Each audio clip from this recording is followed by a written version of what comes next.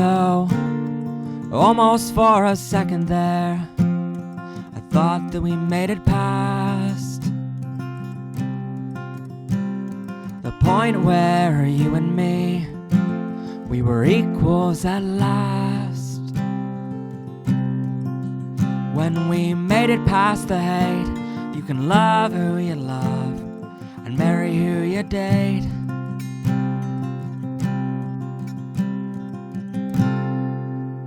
But to those who celebrate their love and their pride,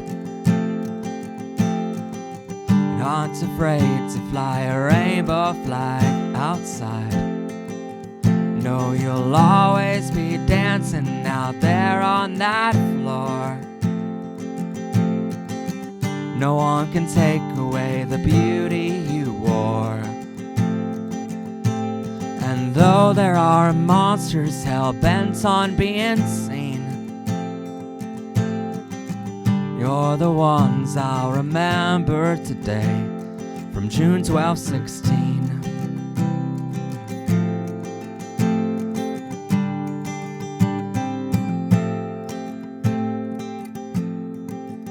You know, days like this make me think that our self-destruction must be close to the brink.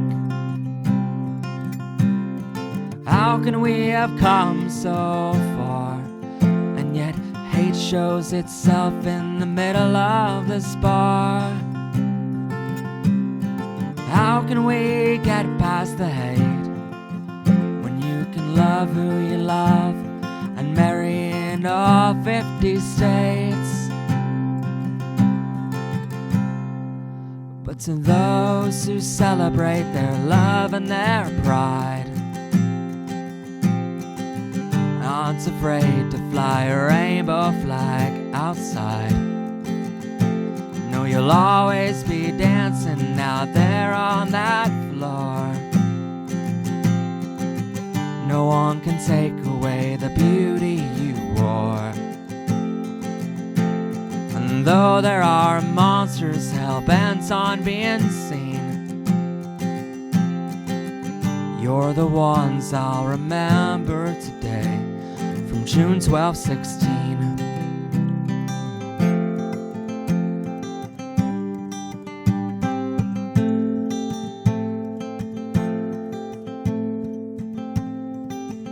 I hope monsters like him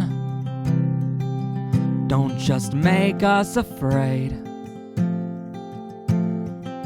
to show our colors, to show the world our face.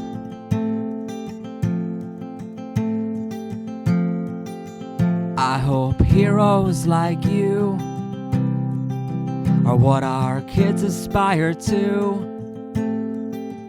and because of you they'll know love is love, no matter who you say it to. But to those who celebrate their love and their pride, and who aren't afraid to fly a rainbow flag outside, know you'll always be dancing out there on that floor. No one can take away the beauty you wore. And though there are monsters hell-bent on being seen, you're the ones I'll remember today. And though there are monsters hell-bent on being seen, you're the ones I'll pray like hell. Come please rest in peace. Powered by Rainbows and the Pennsylvania Equality Project welcome you to the 3rd annual Vigil for the 49, a live broadcast brought to you by MHP TV. Welcome to Powered by Rainbows, an LGBTQ education network made possible by viewers like you. Every season and every year, our show celebrates Pride Month in June, with rainbows everywhere, as you can tell, and tons of exciting episodes. Throughout the year, we have tons of laughs making this TV show, and we have the honor of sharing valuable lessons to schools and students around the world. If you don't know the history of this month, the LGBTQ Pride Celebration Month was started in 1970 to commemorate the one-year anniversary of the Stonewall Riots on June 27, 1969. 1 year later, they started the Gay Liberation Day celebration, which has now grown into the entire month of June, officially being recognized as Pride Month for LGBTQ people everywhere. We even have 259 holidays throughout the year recognizing LGBTQ people and our importance in society nowadays. But every year since 2016, our community takes a day inside of our celebratory month to pause our celebrations worldwide. And tonight, for the third time in our show's history, I ask you to join me as we pause our celebration here at Powered by Rainbows. Tonight, we honor the lives of all those we lost in our fight for equality, for basic human rights, for the decency of living freely as the straight and cisgender people are able to do without question. Tonight, we honor the lives of all those beautiful souls taken from this earth too soon. The lesbians who were beaten savagely on the street for simply holding hands. The gay men who were tied to a fence post in the middle of the desert and left to die because they asked a straight man out on a date.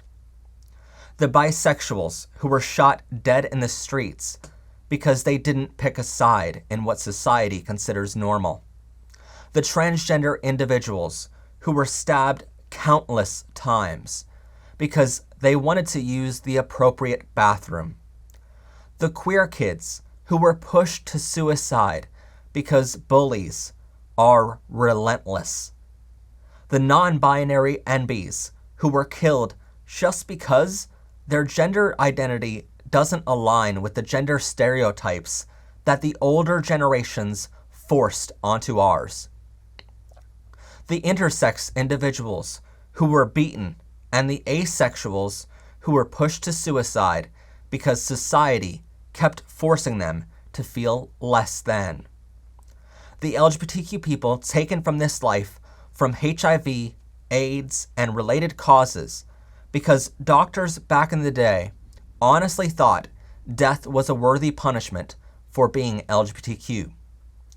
Tonight, most importantly, we honor the lives of the 49 innocent souls lost on June 12, 2016, at the Pulse Nightclub in Orlando, Florida.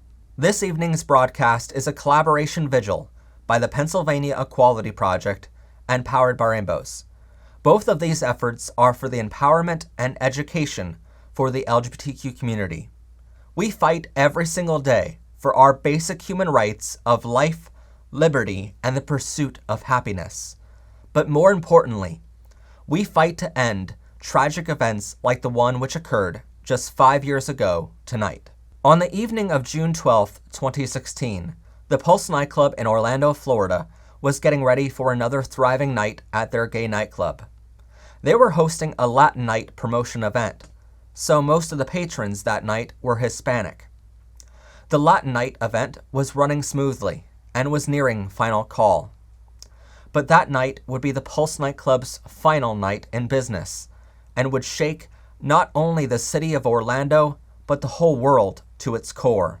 At around 2:05 a.m. Eastern Time, a 29-year-old man who will remain nameless in our broadcast here tonight entered the Pulse Nightclub, which had around 300 LGBTQ people already inside.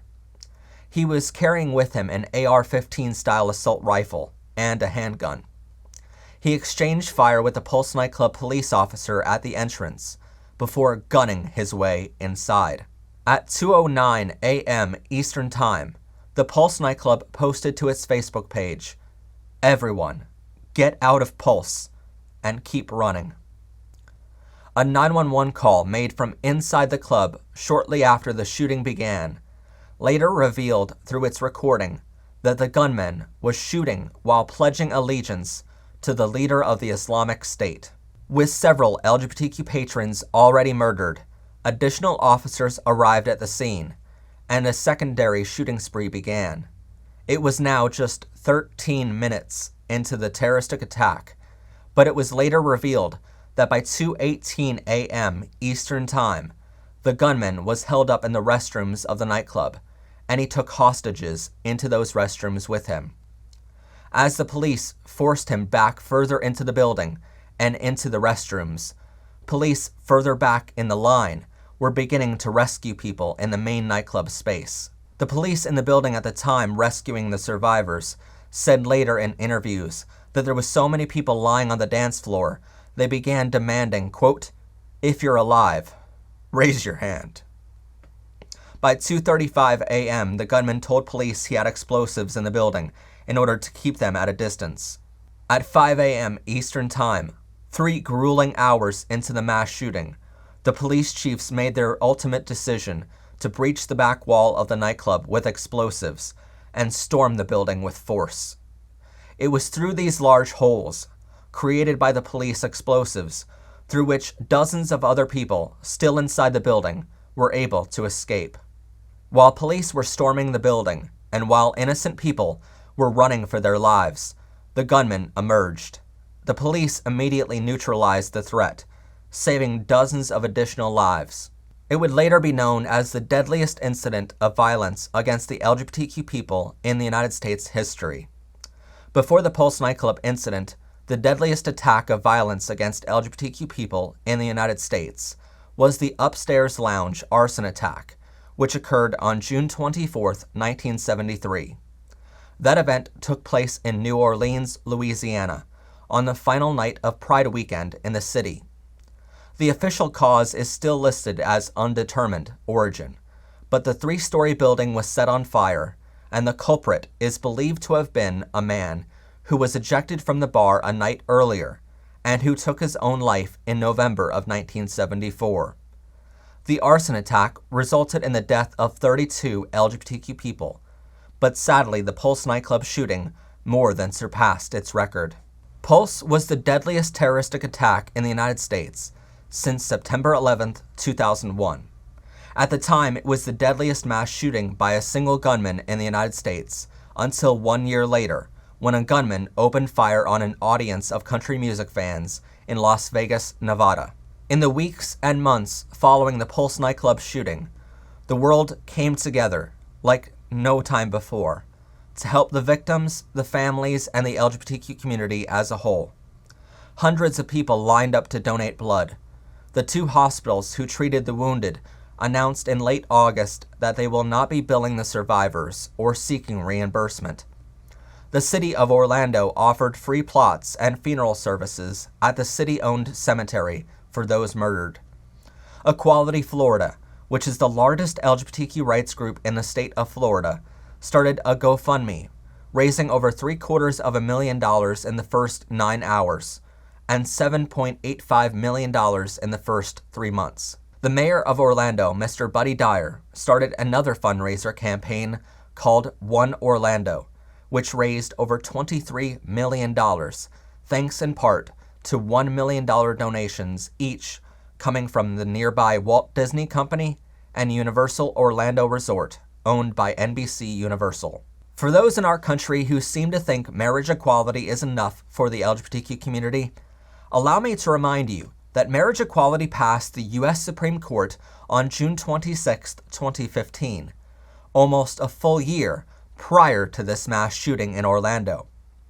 And for those who need a chilling reminder of why we desperately need anti-discrimination laws, LGBTQ education in all schools made mandatory, conversion therapy bans, and reforms to our hate crime laws. And for those who seem to think we can take a back seat and wait for homophobia and transphobic beliefs to slowly evaporate as older generations pass on, let me remind you that a total of 603 calls to the 911 emergency center were received that night from inside the nightclub. I do not recommend you read the transcripts, listen to the recordings of those calls, watch body cam footage, nor do I recommend you read the 71-page detailed report by the Orlando Police Department, released over a month later. But if you need a chilling reminder of why we need LGBTQ education in our laws and by our government, not to mention gun reform. Finding these recordings or reports is as easy as a simple Google search. The Pulse Nightclub is now surrounded by a fence, which features a commemorative screen wrap with local artwork, which serves as a memorial to the victims and survivors. The owner of the club created the One Pulse Foundation, which offers scholarships and a memorial to the victims. An interim Pulse Nightclub memorial is open daily to allow everyone a place to come and remember the tragic event which took place there. But a permanent memorial is under construction and is expected to open next year in 2022. But murals and memorials for the victims of those lost that day were set up across the country. One was set up at an organization called The Center, which is an Orlando LGBTQ advocacy organization. Another was set up outside of a gay bar in Muncie, Indiana, and yet another in Houston, Texas, as well as others. The reason we are noting these memorials over others to the Pulse Nightclub is because they have all since been defaced and vandalized by homophobic groups. The memorial outside of the Center in Orlando is a mural, which has a logo for the Pulse Nightclub painted in the center of it. In May of 2020, that logo section of their mural was vandalized by white supremacists from the Patriot Front. This group is classified as the most active white nationalist hate group in the nation.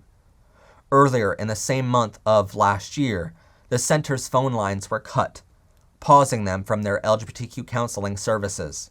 In August of 2018, the memorial for the Pulse Nightclub outside of the gay bar in Muncie, Indiana, was defaced by vandals.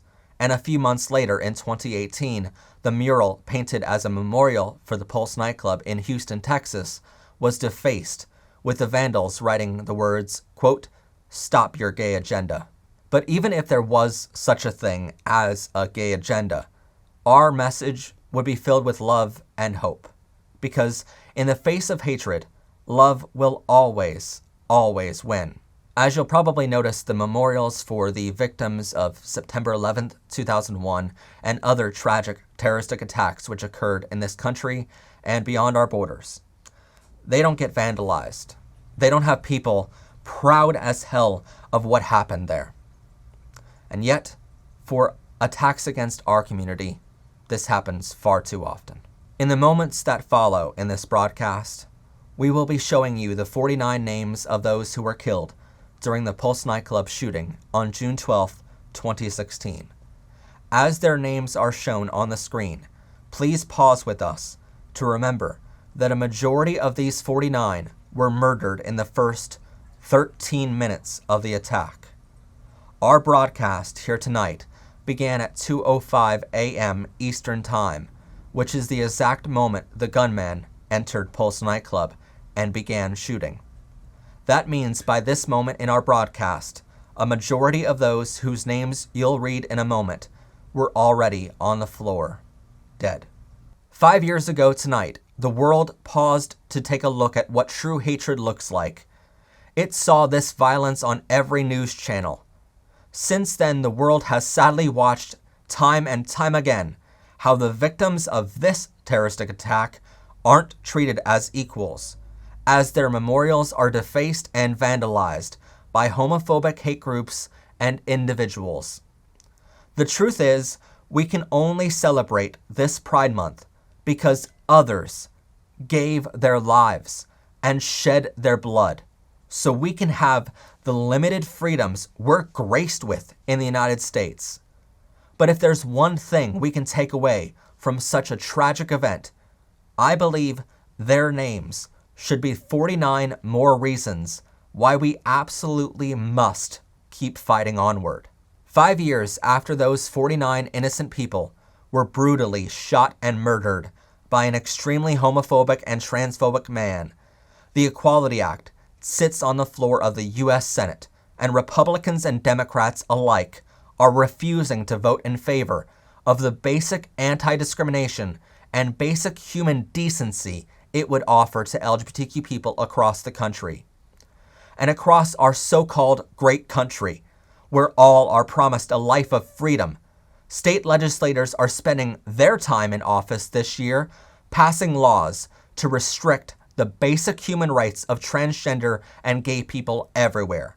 They're passing laws to make it illegal for doctors to help trans individuals from affirming their true gender identity, and forcing trans women to use male restrooms and trans men to be in the women's sports. Our lawmakers and paid elected officials in the U.S. House and Senate refuse to pass any meaningful legislation to reform our gun laws, so criminals like this would have a harder time acquiring such weapons of mass devastation.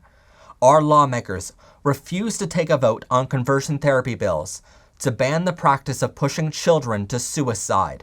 Our lawmakers refuse to pass legislation forcing schools to teach positive LGBTQ education. Even here in Pennsylvania, where our show is broadcasted from, lawmakers just took a vote on a bill last month, which vastly restricted LGBTQ education in school. And that means our show could be found as breaking the law every single week if it were not for freedom of the press and free speech, both of which makes that Pennsylvania law unconstitutional. My point is, while we celebrate this Pride Month, it is vital that we take one night to remember all those we lost in our fight to get where we are. It is vital we remember how far we have come in the past 50 years. But it is vital that we also remember our lawmakers have just as much blood on their hands as the man who shot and murdered 49 innocent people on June 12, 2016. Sure, our elected officials haven't murdered anyone with their cold hands, but they sure as hell didn't do anything since then to prevent the next attack. They haven't learned from their mistakes, and they sure as hell didn't listen to the American people. 80% of non-LGBTQ Americans agree that we need LGBTQ protections in our laws, yet our elected officials refuse to listen to the American people they represent. So while we spend tonight in solace and remember the victims, tomorrow we must all band together and act, because without action, these are the names of those who suffer the most.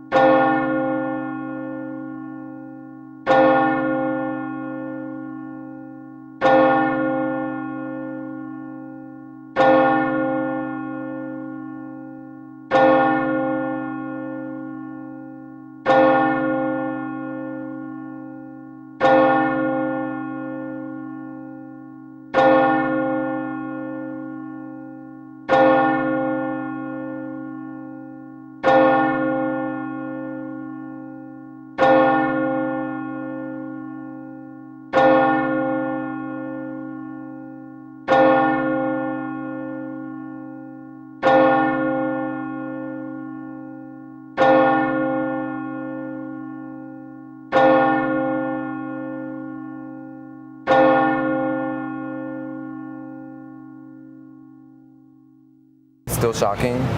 I can still replay everything over in my head. I can still hear everybody yelling, the gunshots repeatedly firing over and over.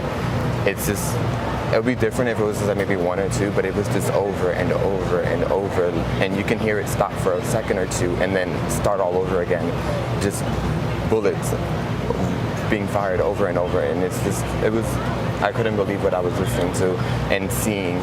But how do you feel, Lewis, in 2016 to hear that you could lose your life if what they're saying, that you just didn't like gay people? You hear that and you think, what?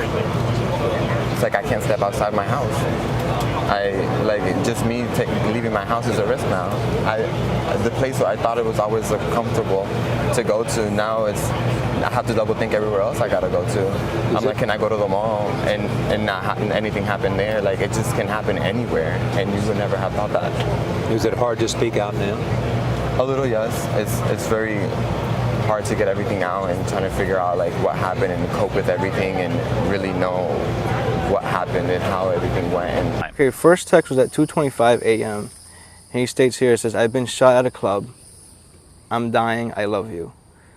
Dead bodies on top of me. Tell everyone I love them." He tells his brother to tell mom and dad, "I love them." But the text messages are so horrific, his brother thinks he's kidding until he goes online. And my heart just literally, it was broken. I was just like, my gosh, he was reaching out to me, and I thought it was a joke this whole time. He wakes up their parents. He says, no, it can't be, and it's real. And then he just started, crying, and we all did. All of them crying, unsure if their son would survive. One of his last text messages included this image from inside the bathroom. "Tonight, we have blurred out the faces. Not everyone would survive, but their loved one would find himself in the midst of all of that horror in the bathroom." Some of the people in the bathroom did not survive. And he was in there with them? Yes, he was. He was there. Some of them were actually hiding underneath the dead bodies, and pretty much it was a survival game. And tonight, this new image of Jeff, now lying in his hospital bed, after somehow surviving that scene in the bathroom, after a friend held pressure to his wounds to stop the bleeding. Have you talked to your brother? He has tubes in his mouth. He knows that you're there. He can hear you, but he can't say anything to you. Like he'll say, like, he'll mimic it, like he'll try to say "I love you," spelling out "I love you" with his hands. We also met Malcolm Barraza. Seen in this video, he was one of the survivors who got out of the club and yet still stayed to help the other victims, even as the gunshots continued. You can see him, his hat on backwards, helping to put victims into any vehicle they could find when there were no ambulances in sight. They were putting victims into this pickup truck. His eyes were they were rolling to the back of his head, and he was with, there was about 4 or 5 of us carrying him, and one girl, she just started crying. She said, "I can't do this, I can't do this, I can't do this." And she put him down and she collapsed and started crying, and I don't know, my natural instinct was to, yell at everybody, give them energy, come on, we have to do this, we have to pick him up, let's go, pick him up. And I'm looking at them, screaming at them to get this guy to a truck, because I know that in those instances, seconds matter. And today, Malcolm told me he is still horrified by how one person can inflict so much harm. How a person can do that to someone they don't know. They don't know anything about you, and you just walk into a building and you just go, and you change people's lives, so much, and it's unreal. It's unreal.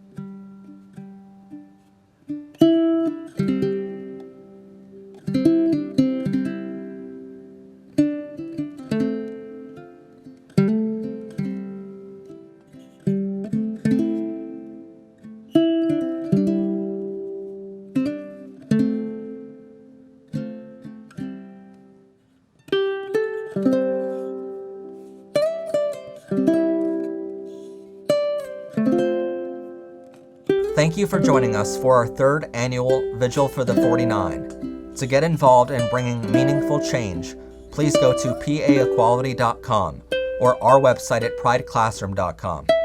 Please join us back here every Monday, Wednesday, and Friday of Pride Month, and every Friday for the rest of the year for new episodes of our educational TV show, Powered by Rainbows. As always, I'm your host, Professor Pride. Thank you so much for watching, and bye for now.